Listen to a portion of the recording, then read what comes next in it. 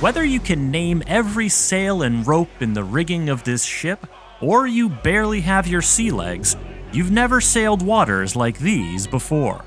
The vast, varied, and very dangerous Indian Ocean is where you will fight for fortune and infamy in Skull and Bones, alongside your friends, your allies you have yet to meet in co-op, and your enemies who you have yet to cross in combat.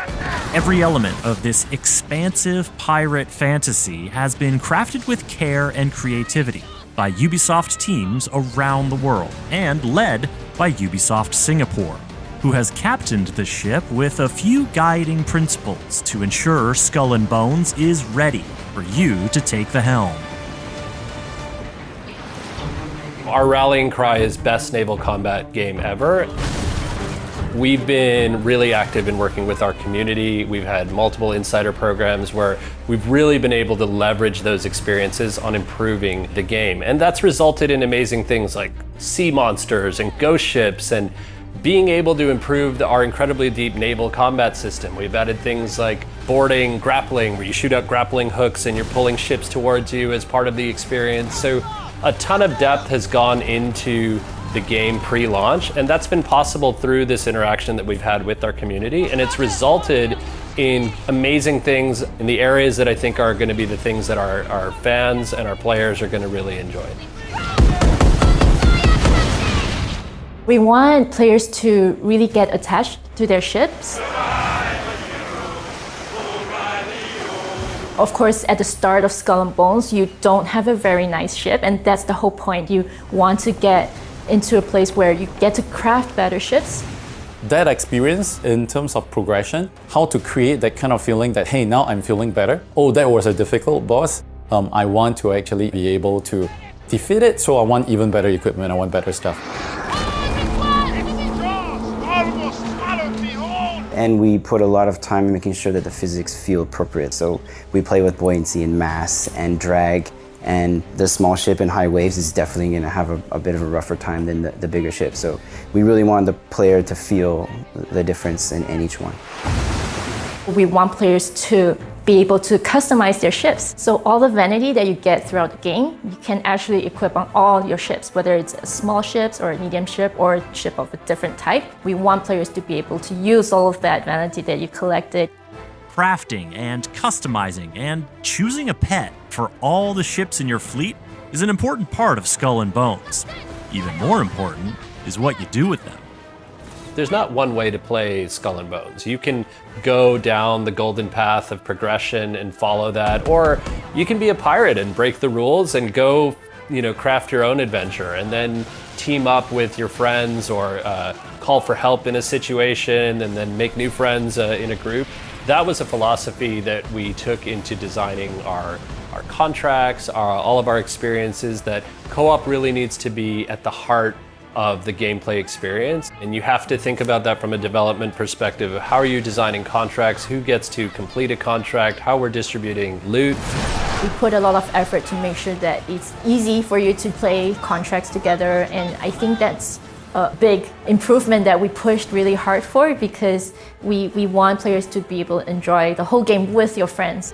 We need to make sure that all players see the same waves. Our position of our waves in our water tech is deterministic, meaning it's always going to be in the same place at every moment in that server for everyone. We always know that, because we need to make sure there's no frustration. That would really not be good for a multiplayer game.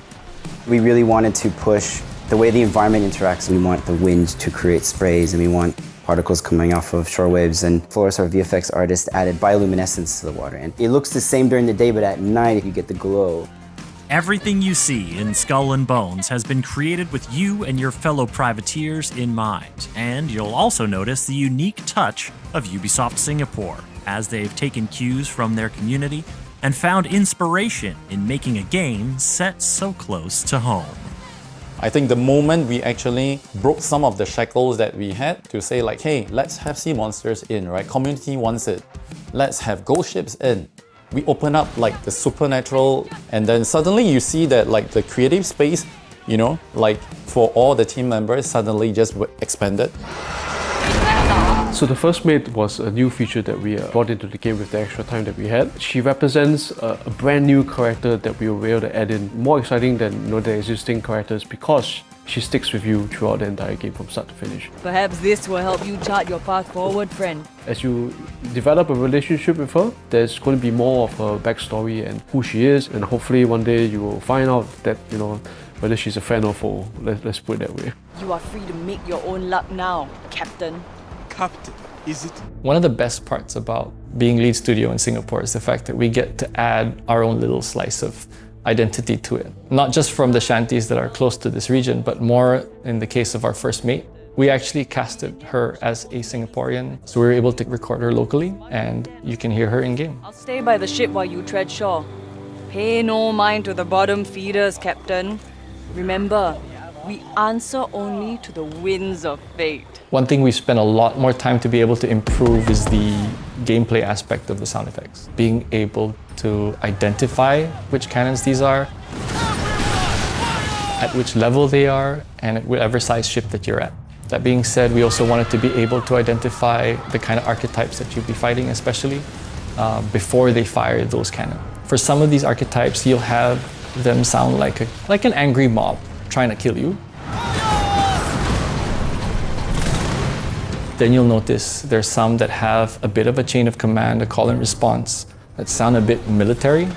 Then you'll know that that's more of like a pirate hunter or a warship that's coming, and then you understand that, okay, maybe I should turn and run. Turn and run or stay and fight. You get to make the call when you download and play the Skull and Bones Open Beta for free from this Thursday, February 8th to Sunday, February 11th. Any progress you make, you'll keep when you play the full game. Skull and Bones Early Access begins on February 13th, and you can get in by joining Ubisoft Plus Premium or pre-ordering the Premium Edition of the game. The full launch is February 16th, as Skull and Bones unfurls its sails on PlayStation 5, Xbox Series X and S, and PC. Want to learn what it's like to be a kingpin in the Skull and Bones endgame and keep up with Year 1 seasonal plans? Subscribe to this YouTube channel and visit us at news.ubisoft.com.